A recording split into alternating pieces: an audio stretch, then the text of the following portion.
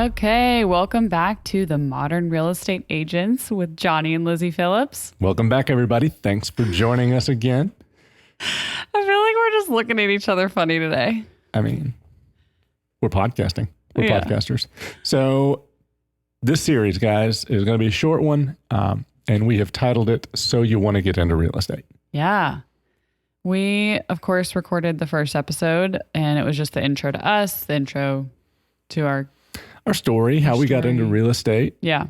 And so if you don't know us, go ahead and listen to that. I thought it was pretty fun. Yeah. We had fun doing it. The audio quality may not be the best. I mean, we are still learning this, we're so continually improving. hopefully you guys can just bear with us as we figure it out episode by episode. So again, today, so you want to get into real estate. Yeah. So I feel like this topic, we wanted to do 2 episodes on this, and then we're going to be doing an interview. I guess we can say who it is. Yeah, with one of our agents, Rosie. One of our agents, her name is Rosie, and we felt like she was the perfect person to bring on for it because she's a newer licensed agent. So, she'll have a lot to say about the steps that we're going to talk about yeah. here and what those were like for her. Yep. So we're going to have her on. So we'll do 2 episodes of this topic, and then we'll have her. Right. So we have broken this down into the 5 steps of what it takes to get into real estate. Yep. What it takes to really get your license. Right. And again, I think it's important to say this is specific to Georgia. Yeah. So We know that other states are very different. Like I know North Carolina, I'm pretty sure you just become a broker immediately. I mean, that would be nice. Whereas in Georgia, you have to be licensed for 3 years before you can take Even the take the broker course. Yeah. and then sit for the exam on that. I'm pretty sure you have an exam. Yeah. Mm-hmm. Yeah. So before we get into that, we wanted to talk about the motivation, why you get into real estate or why not. What is a good motivation? Yeah. There's a lot of reasons why not. Yeah. So if you're sitting around watching HGTV and you're like, wow, this sounds like a lot of fun. Is that a good reason to get into real estate? That is not a good reason to get into real estate. Is it not going to be just like selling Sunset? Is that what you're trying to say? Can we talk about selling Sunset for just a minute? I mean, sure. It fascinates me. We do watch that show. I mean, it's hilarious. I say we. It's more of a me thing. I mean, I would love to be those little bald guys, right? All these attractive women working for you. Why not? I mean, to be fair, though, you sort of have that life right now. I mean, I am surrounded by a beautiful woman all the time. But we have really beautiful agents on our team. We do, but we're not like the office all the time. That'd be great. No, I mean, we don't. Yeah, we are very much a remote team. Maybe we should change that. We could set it up just like selling Sunset. I don't think that our team would stay with us if we chose to do that. Whatever. We'll ask Rosie what she thinks about that. Yeah. She's going to be like, no. But yeah, we definitely, we watch. I mean, if you're a human, I feel like you've watched one of these shows about homes and buying and selling. And the pandemic happened. I think everyone watched everything down, right down to Tiger King, right? Pretty much. We even made your mom watch that. I know. Poor thing. She did not appreciate it. It's gold. That is USA gold. It is something. But yeah, so I mean, specifically with watching like any House Hunters, anything from HGTV, like they take their clients to see 3 homes and then they pick from one of the 3. I can count on one hand the number of times I've only shown someone 3 homes. And they bought one of those. Absolutely. And we have an inside scoop that it is completely fake. So I mean, I think we all know that those shows are staged to some degree. But yeah, I know personally someone who was on one of these shows and the client of them was a friend who already owned the home. Yeah. I mean, that's the premise of the show is that the buyer already actually owns the home and then they just find 2 other homes that sort of met their criteria. Yeah. And they take them to those. A lot of times you can tell, oh man, I'm ruining these shows for people. I probably shouldn't do this. I mean, don't we all know what's going on? You can tell if you a lot of times look at in the house, a lot of times the vacant ones are the ones they end up picking because they already own it and they're not going to move their furniture in yet. So that's how you can tell which one they're going to pick. Spoiler alert. Well, that's what we need to be doing with our clients. Showing them 3 houses and be like, this is the one. Making them pick. Yep. You get these 3 choices. Our clients would never work with us. Yeah. I mean, to be fair, though, we oftentimes don't take clients to see a ton of homes because we end up communicating a lot ahead of time and making sure that we can eliminate and that's super important. Homes from their list based on things that we know that they have already said, we don't want this or we do want this. And usually we figure that out after like the first time of taking them out to see some houses because I can't tell you the number of times that someone has said, I do not want a split level. Absolutely do not want a split level. I was thinking the exact same thing. And they oftentimes end up buying a split level. So you definitely want to get people out and seeing what. It is funny how many times you'll see someone say, this is not what I'm taking. I will not have this for my home. And that's exactly what they end up choosing. Yep. I mean, it's hilarious. Yeah. So when you ask someone their list of things that are must-haves and things that they would like, it's so crazy how much it changes once you start getting them out. Mm-hmm. And when they start seeing, okay, what can this budget afford me? What can I get for this budget? It's pretty fast. They realize things that they thought were super important are no longer as important because like, okay, say they said, oh, it has to be a half an acre lot. And then they realize the house is going to be so much crappier just to get an extra quarter of an acre. And so they end up being like, well, we can actually go down to a quarter of an acre or. And especially in this market where you are getting, the prices are higher, right? Yeah. So people are going to have to compromise on what they want. Yeah, exactly. Yeah. People are, we tell our clients nowadays, if you get a 7 out of 10, you are striking gold. Absolutely. 7 out of 10. That's passing. Okay. Yeah. That's how I passed high school right there. 70%. I just looked at your computer and it's going to die. All right. So that's funny. Let's keep on going then. Right. That up. How much battery do you actually have left? I don't know. Did it say 1 minute? I don't know. I can't read it. Oh my goodness. Sorry, you guys are listening to us talk about battery. You got 10%. Yeah, we're fine. We're going to make it here. Now it's just going to be a matter of pulling up my notes. Yeah. So trying to get back on your motivation, if you love going out and seeing houses and you think that's going to be a reason to get into real estate, probably not. I mean, even just the logistics of that, driving around, spending money on gas, it's kind of something you want to avoid if you can. Well, and this goes back to a big philosophy that we subscribe to of you want to be listing agents, 100%. Not buyer's agents. Yeah. Something about our team that we do not have specific buyer's agents and specific listing agents. Everybody is allowed to do everything, mostly because we would rather have all listing agents. Yeah. I mean, that's better for us. It's better for them. It's better training. We'll get into brokerages later, but if you walk into somewhere that says, hey, we're going to make you a buyer's agent. Don't do it. That's a red flag. Red flag. Red flag. Red flag. We're hip. We're cool. So what are good motivations to get into real estate? I think that helping people. Yeah. You are helping people. You are solving a problem. You are bringing someone into a home where they're probably going to spend the next at least 5 years. Yeah. So, you're doing a good thing. And coming from contribution, that's something that we talk about with our team all the time when it comes to cold calling, lead generating, is no matter what, if you have the mindset and you always go into a conversation with coming from a place of contribution rather than just bugging someone. Like if you always are offering someone something when you're calling them, it's not going to feel salesy. It's not going to be. Yeah. Are you a salesperson? Absolutely. By definition. Should you come off as a salesperson? Definitely not. No, absolutely not. And you're helping people. I think that's the most important thing to remember is what you're doing is you're helping people solve a problem. And seriously, the most rewarding houses that I ever sell are ones where like they typically are not my highest commission. They're people that have worked their asses off to get to where they are. 100%. And like I helped a couple years back and they had to go through bankruptcy and they had been spending the last few years trying to save up to get to a place where they could buy a home again. And it was so beautiful and rewarding to be able to get them to the closing table. And I still talk to them all the time. So, it's things like that if you have the heart to want to help people, and you do enjoy these shows, then you can really find that combo for you that would work. For sure. And if I can tell a story, I had a client who they had not had a single family home in their family. At all. Nobody had ever been able to purchase Well, there was a death in the family. It was super sad.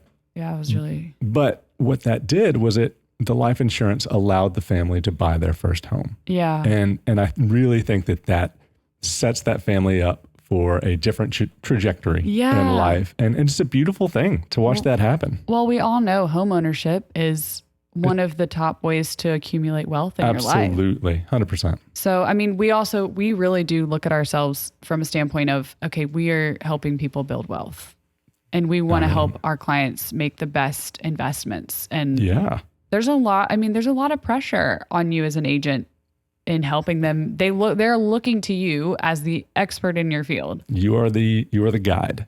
Yeah. And so you do need to know what you're doing. Mm-hmm. Let's see. And working with others is important. And that's something I had to learn. I thought going into this, I'm going to be working against the cooperating agent. I thought my job was to fight them. Yeah. We had so many conversations about this in the beginning because for some reason, I've just always really leaned towards the co-op agent is my best friend. We're going to get along. We're going to work well together.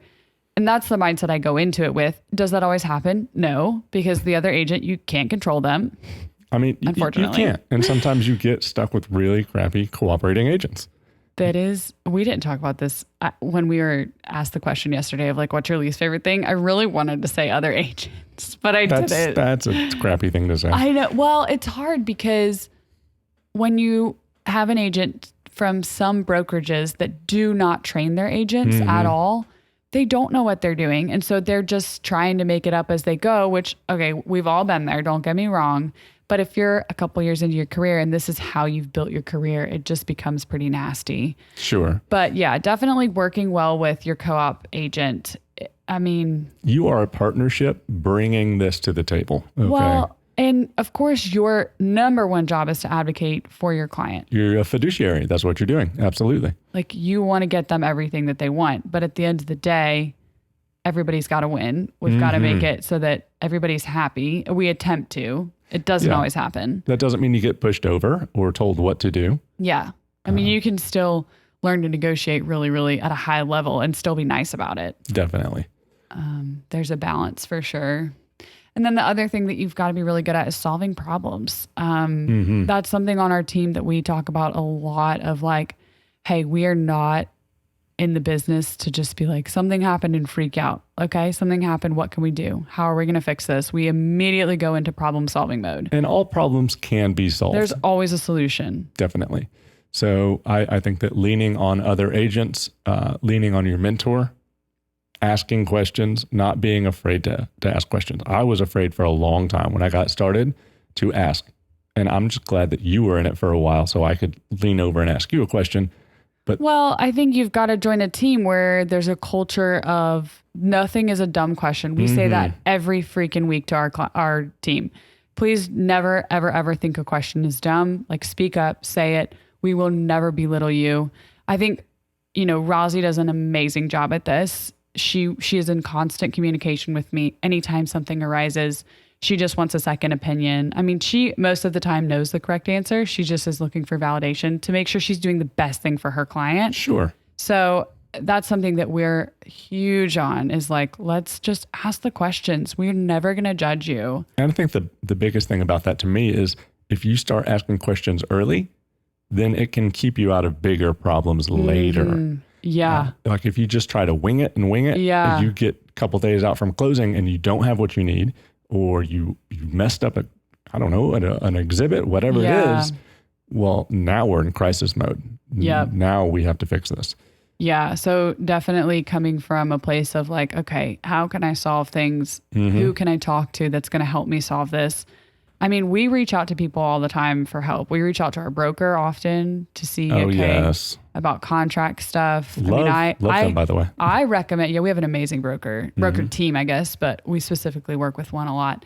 But I mean, I recommend for even our team members, I'm like, you know what? This is out of my scope of knowledge. I don't know law, and not our broker isn't a lawyer. Right. However, they deal with the compliance stuff all the time, and who's going to be in the right probably and who's going to be in the wrong. And again, doing it correctly is important. We are talking about legal contracts. Yeah. We are talking about hundreds of thousands of dollars and people's lives. Okay. Yeah. Potentially millions. Yeah. Yeah. Let's do millions. I'm in millions. Yeah. So I think that you just have to come from a place of like, you know what? I don't know it all. Mm-hmm. And that's the beauty of working with your clients is if you do pretend that you know it all and you say something wrong, they're going to be way more pissed at you than if you just go back and say, you know what? I don't know the answer to that. Let me get some clarification, or I think I know the answer to that, but I want to make sure that I'm giving you the best answer possible to your question. There is nothing wrong with saying that. That is the right thing to say. Yeah. So I think that goes over most of the reasons to or to not get into real estate. Absolutely. Yeah. So now we want to talk a little bit about what qualities make a good agent. Yeah. What are good personality traits, maybe behaviors that really can help you succeed. Yeah. If you already have some of these, you're already better off than the people who have to learn these skills or. Yeah. And that's what you have to do. If you don't have them is I need to adapt. Where's the best place for me to figure out how to learn these if you don't know them? For real. For me, I think one of the biggest qualities is being a self-starter. You are, again, this is Georgia, I know 100%. You are a 1099. You are a contracted employee. Yeah. Even if you're on a team, no one is going to be waking you up and saying you have to show up at 8:30. You're not a contracted employee. You're an independent contractor. That's what I meant. You're not an contractor. Employee. Yeah. Thank you. Thank you. No, yes. You're good. Independent contractor. So you are responsible. You don't have to show up at a certain time every day. Absolutely not. You don't have to check in with anybody. Now, some teams, they may have some very high levels of accountability. Yeah, but I mean, for us, that's not big. If you can't be a self-starter and you can't make it happen. I mean, that's your business. You are building your business. Yeah. And if you don't have the drive for that, then this is not going to be the career for you. Yeah. And like full transparency, like that's something I even struggle with. I'm not an amazing self-starter. I have to self-start her. I mean, sometimes like it is hard. So don't think that we're like perfect at this. No, I mean, absolutely. You know, we have trouble staying on task. We have trouble making sure we're getting up and doing the things we need to do when we need to do them. So yeah. And I think a part of what helps me do that is I was in a career for 11 years where I had to be at work at 6:30 in the morning and I had to be prepared. So now if I'm not doing anything in the morning, I feel like something's not right. Yeah. Something is not happening. So that helps me just get moving. Yeah. I know that I have to. Yeah. And that's something that we're talking with our team about is like, okay, let's help them with scheduling and time blocking. That's, part of being a self-starter is committing to your calendar and your calendar being almost like your boss. Like if my calendar says I've got to be here when I've got to be here, or I've got to lead gen now, I got to do it. Yeah, that's a great mentality. Your calendar is your boss because that is the most accountability you're going to have. Yeah. Being organized is also something that's super important. Yeah. Now, my beautiful, wonderful wife, whom I love, is not a very organized person. Okay, but we need to dive into what that means because you don't have to be organized everywhere. There are some serious categories of my life I'm not organized in, like my things. You should see our bathroom vanity right now. You mean her bathroom vanity right now? I literally looked at it and I was like, I don't even know where to start. So we had professional photos done yesterday. And so I had every piece of makeup I own, every hair thing that I have all over the counter. It's just strewn everywhere. And we had a long day yesterday. And I was like, it is on my negative priority list to clean this up. And I knew I was going to be doing makeup again the next day. So I was like, we'll deal with it today. We'll see. All right. We'll check back in and see how that went. But so you don't have to be organized with your things to be highly successful. It would be helpful. But where we differ, and I think this is where we complement each other really well in our marriage and in being business partners, is that I am super organized when it comes to contracts and paperwork and like the perfection of those. And that is important because for me, that is a struggle. So like I 100% of the time check over Johnny's contracts. Oh yeah. I mean, I've been in the You check over mine years. sometimes when I'm like, I don't know about this one. Can you just check over it? But well, writing great contracts is part of being a great agent. And everyone needs second eyes. Yeah, we require our agents to send all of their contracts to us. And every once in a while they'll miss something, but for the most part we are sticklers about our contracts because that is the number one thing that could go south is if you don't write it correctly. I mean, you are representing your client in this contract. That is basically your job. You think it's showing houses? It's not. It's getting through this contract. Well, and another thing about being organized that's so crucial is making sure you know the dates, the important dates of your contracts. Yes. I mean, I recently had an agent who was a co-op agent that they did not send. Okay, so we were supposed to close on a certain day.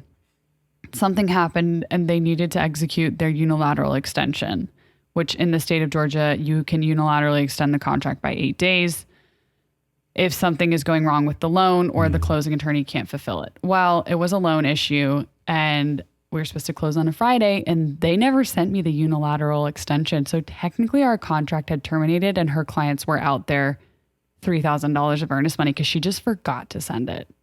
That's insane. Let's just put that out there. There's no excuse for that. And like my clients it was a very tumultuous contract, probably the most tumultuous contract I've ever done in 4 years at the very end. And my clients were very close to taking their earnest money and just starting all over. And that would have been that agent's fault. Yeah. I mean, they had the legal right to do that. Yeah. Now they didn't because they were great people. And, they were like, we just want to be done with this. But I mean, there were multiple mishaps on that contract because that agent was not organized at all. It was horrific. I'm just sitting here like having flashbacks of other contracts. Yeah. And it's terrifying. So we're very big on putting like, when we first get a contract put together, we put together a document called Reminder. Whoops, I said that. Reminder of important dates. And so that we know we have communicated to our clients these dates. So there's no questions if something. And that's super important, communicating these things to your clients so they understand. Yeah. They need to know. I lost my train of thought. You're going to have to pick up. Did I distract you by my I think I'm going to burp, but I don't want to burp into the microphone. I'm like drinking tea. I don't know why, maybe. I don't know. Yeah. Okay. So being flexible is another thing that, I mean, again, I don't want to go back to this contract because it gives me anxiety to think about, like legitimate anxiety to think about. But I mean, we were pushed to be flexible multiple different times. And you need to learn to be flexible, whether that's like, hey, your client cancels a showing last minute and you're an hour away already. Like, okay, what am I going to do? Which would be awful. And we have steps to prevent that from happening. But yeah, being flexible is, I want to have that tattooed on my body somewhere because I tell everyone, when I was a teacher, I told all my students every year, being flexible is the key to being successful in life. Yeah. I mean, if you are not flexible, if you are rigid and everything has to go your way and everything has to be perfect, you are going to be super disappointed in life. So just get flexible. Yeah, so for sure in life, but even more, I feel like in real estate. So I think that's important, important quality to have. So I just thought about what I just forgot. What?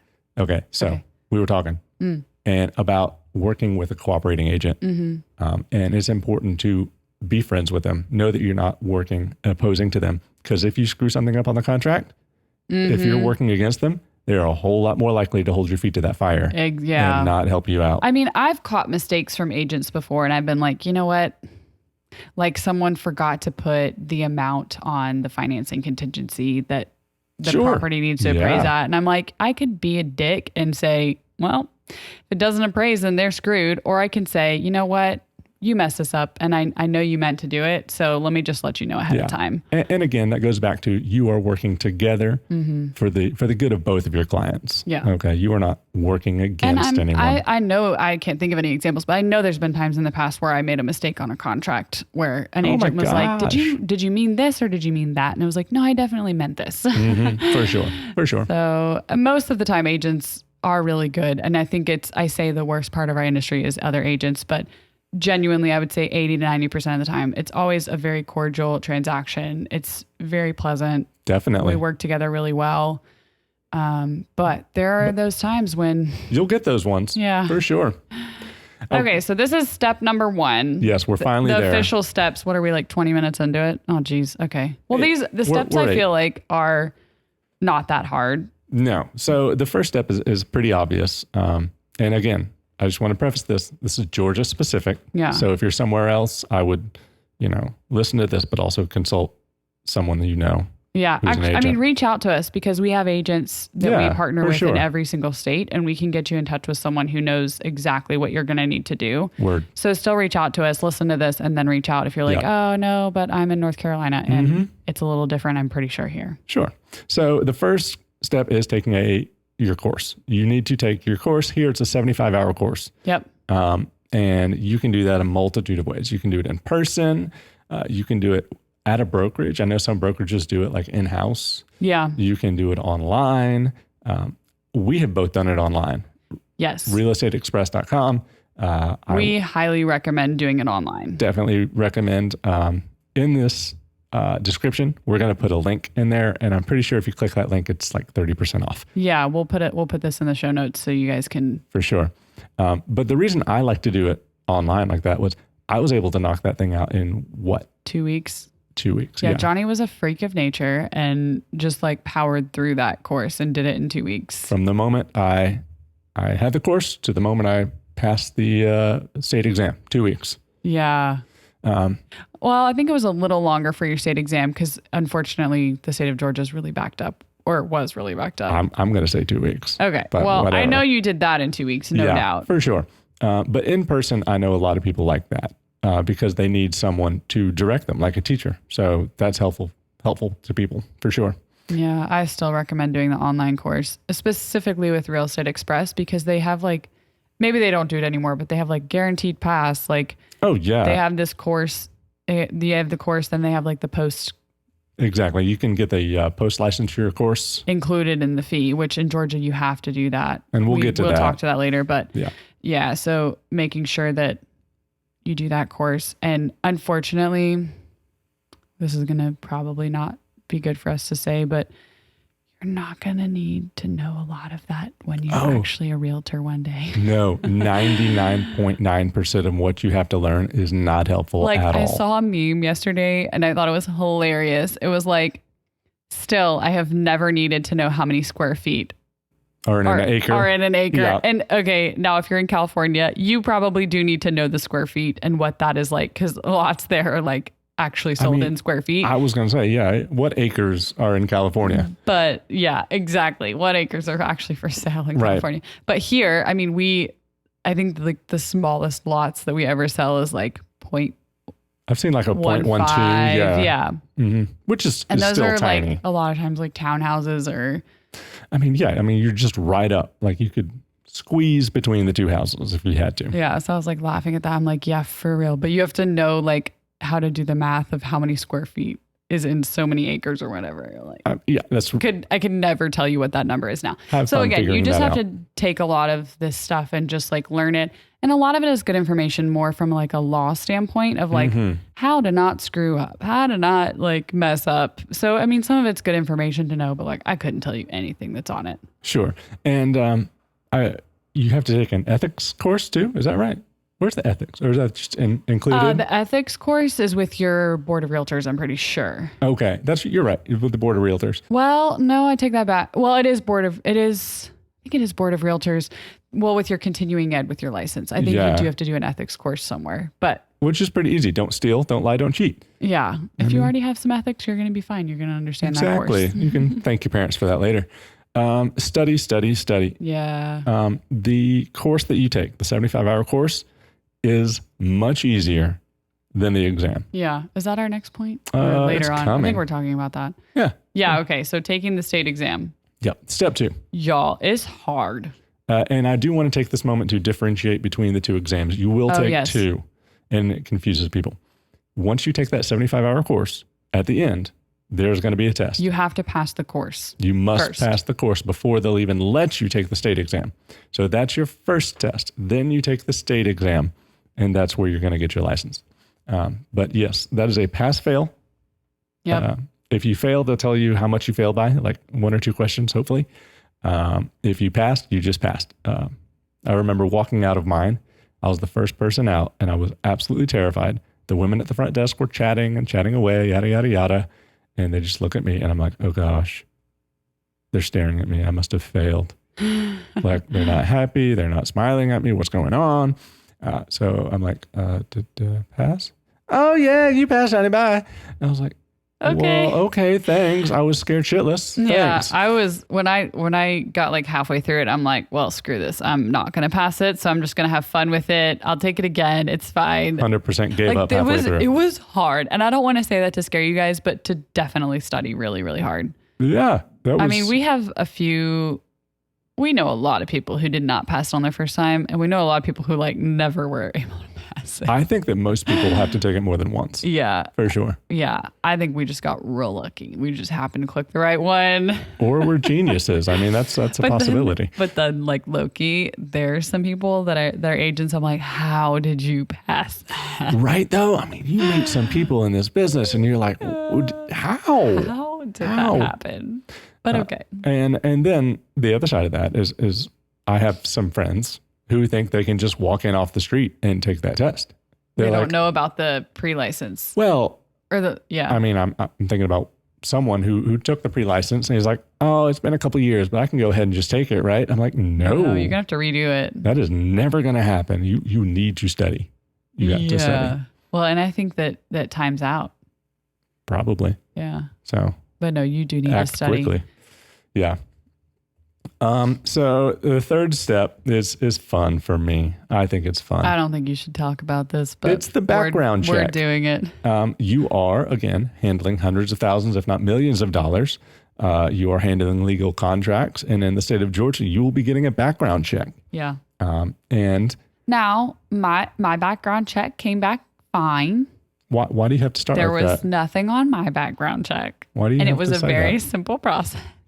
Okay, let's just again put this out there. I was a teacher for 11 years. If I did something they didn't fire wrong, you, right? yeah, that's a very good point. If they didn't fire you, then obviously what you had on your background was not bad. The state board of realtors or the real estate people, they had something to say about it. They were not happy. If there's anything on your background, right, they're going to need to review it. So that can delay the process a little bit. So just know that going into it. I think it delayed yours about 2 weeks. It did. Yeah, it was. Because I from what I've heard, I know someone else, I can't remember who it was, but someone else recently was like, oh yeah, I have something on my background, and they review it like once a month. If you miss it, then you've got to wait till the next month for them to review it. Again, they just review it. They're not going to go back and read any court documents. They just want to make sure that you didn't commit any fraud or something like that. So yeah, all they're looking for is like mishandling of money, fraud, anything like that. If you have that in your background, like, sorry, you're probably not going to be able to be a realtor. Yeah. But if it's something stupid, like something that could have happened and no horses were hurt while that happened. I mean, we're not telling the story anyway because it's so dumb. Like, he should not have ever had to deal with this. Of course not. He did. So, but other than that, I feel like they're very lenient. Let's say you're a felon. You wait 2 years and you're clear. If you're a multiple felon, 5 years. Well, and as long as it's nothing to do with money. Exactly. Like if you get a drug charge, I mean, they're gonna. I've never had one of those. Are drug charges a felony? If you know the answer, yeah, definitely. They're getting lenient about that. Yeah, sometimes now they're misdemeanors, but yeah. So okay. If you're listening and you have a drug-related felony and you know the answer to that question, please let us know. DM us. Clearly not law enforcement or lawyers. No. Oh, no. So the fourth step And I feel like we could talk about this for days. Yeah. We'll try to keep it short. And the most important part is hanging your license.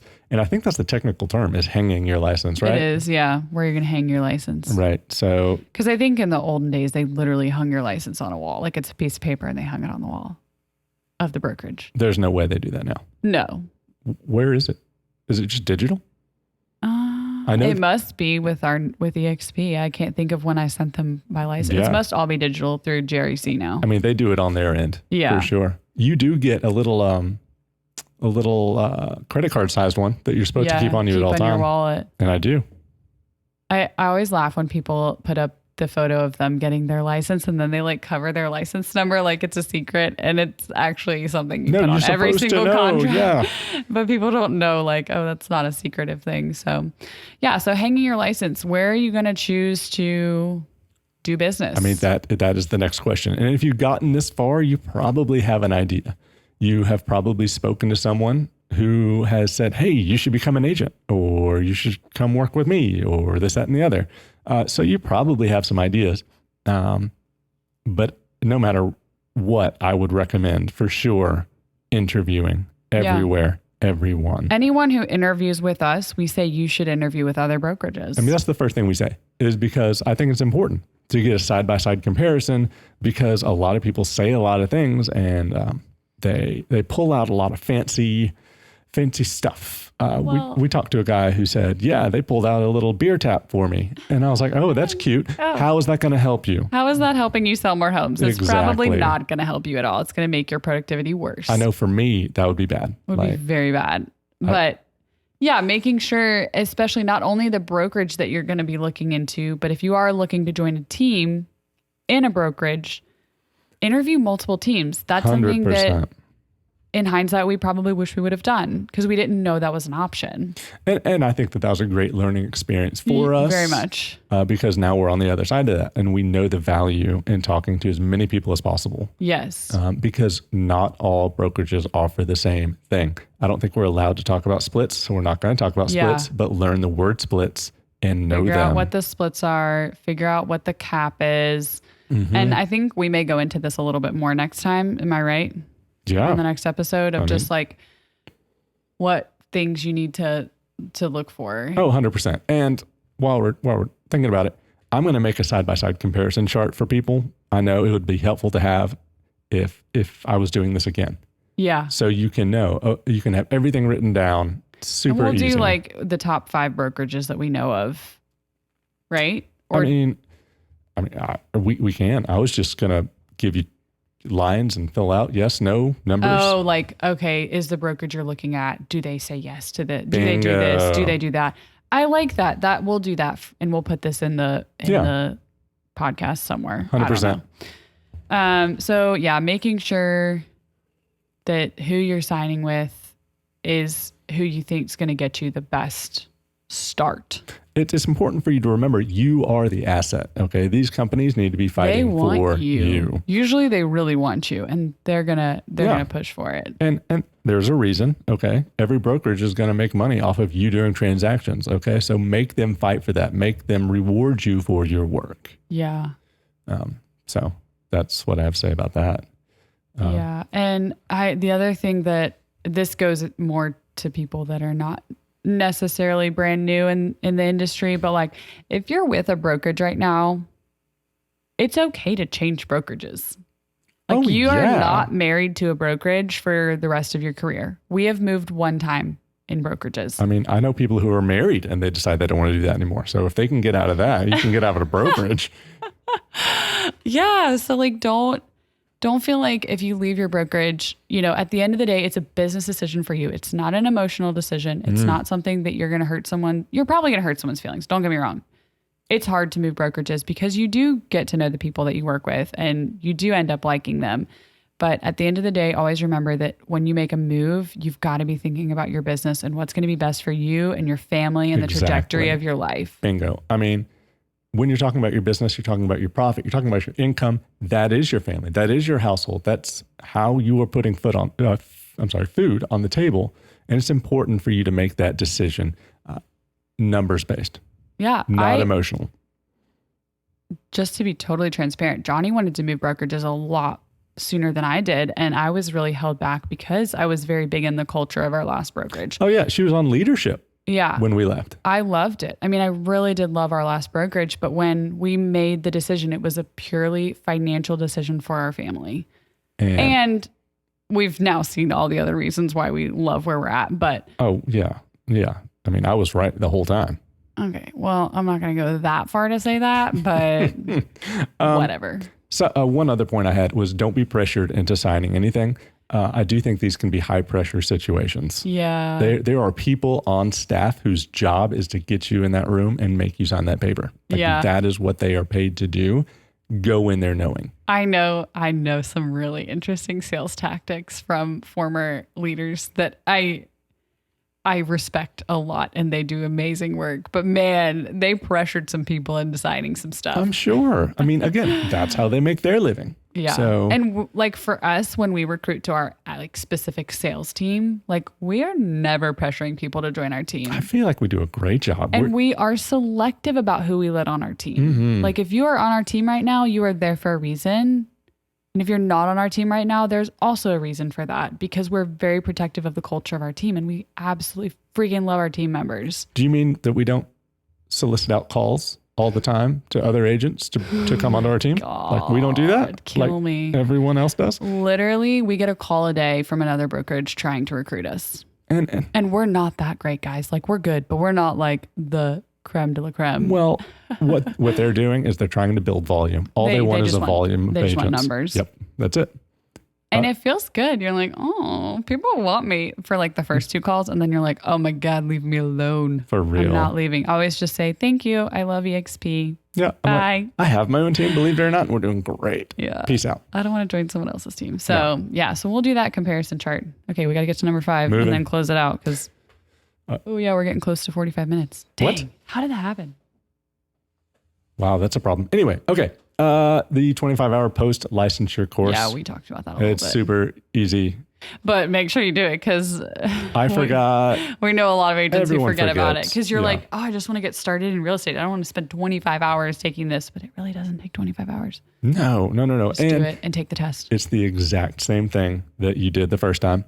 And it's probably everything that you saw in the 75-hour. I'm convinced the 75-hour is the 25 just 3 times. Yeah. I mean, they show you every piece of information 3 times to make sure you don't fail, even though half of you will. Mm-hmm. Okay, I think that's good for our 5 points. And what is going to be our question today? Ooh. Did you think of one?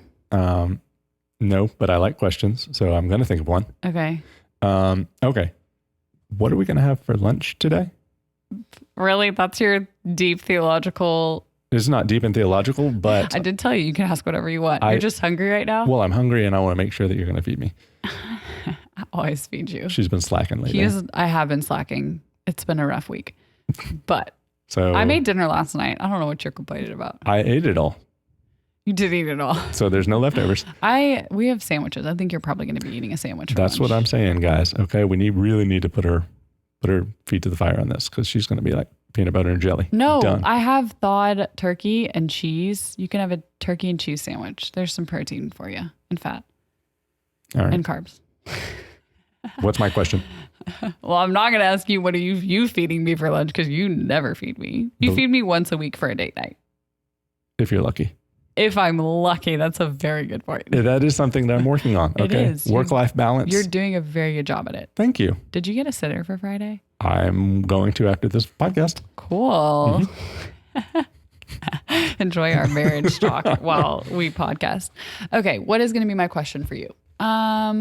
Let's see. What is a good, fun topic? Okay.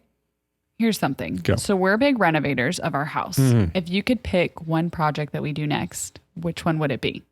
Oh, easy. The deck. I knew that was what you were going to say. We bought this great house. It had a great deck. We loved it, but we want to double the size of it and we want to put in a screened-in porch. And you may not know this, but I also want a fireplace out there. No. Yes. That's so expensive.